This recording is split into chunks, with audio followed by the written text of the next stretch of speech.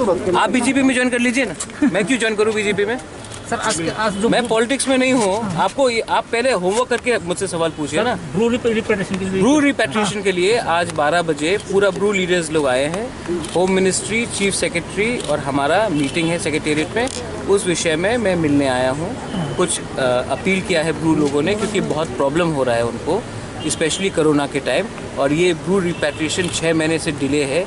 इस विषय में मैं मुख्यमंत्री जी से मिलने आया हूँ। अभी इसके बाद मैं स्टेट सेक्रेटेरिएट जा रहा हूँ, वहाँ में चीफ सेक्रेटरी, ब्रू लीडर्स, मैं और होम सेक्रेटरी का बीच में कॉन्फ्रेंस कॉल मीटिंग। बातचीत में क्या बातचीत किया था अभी? जो वही तो अब मैंने बता दिया आपको। सोल्यूशन क्या? आपको क्या लगता है कि सर जल्दी इसका सोल्यूशन होगा सर? सोल्यूशन, अगर गवर्नमेंट ऑफ इंडिया ने कमिटमेंट दिया है और गवर्नमेंट ऑफ इंडिया का कमिटमेंट अगर का कोई बात नहीं रहेगा तो हम क्या करेंगे? तो कमिटमेंट होता है।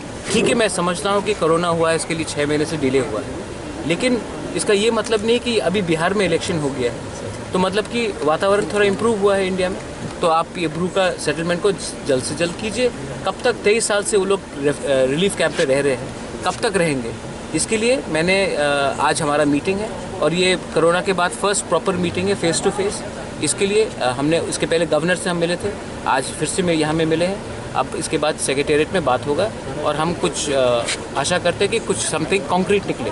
Thank you. और एक बात, आप लोग ये बात प्लीज़ हटा दीजिए कि हाँ मैं बीजेपी ज्वाइन कर रहा हूँ या कांग्रेस ज्वाइन कर रहा हूँ। मैं कोई पार्टी को ज्वाइन नहीं कर रहा हूँ। Thank you sir.